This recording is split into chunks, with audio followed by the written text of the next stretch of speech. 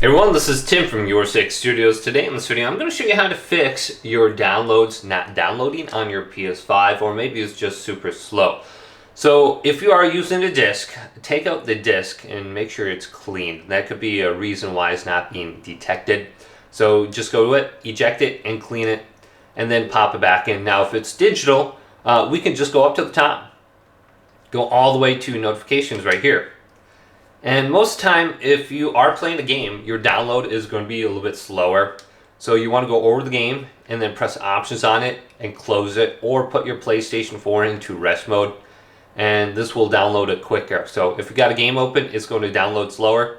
Then we can go to notifications, and a lot of times if we just go to pause and we pause it for like 15 seconds and then just resume it, you're going to notice the download is going to go ahead and download quicker for some reason. So that is probably the most important thing, closing your game and then pausing this and then resuming it, and see if that fixes it. So hopefully this quick little video did indeed help you out. If it did, leave it a big thumbs up and subscribe to my channel down below for more technical videos coming up next on Your Studios.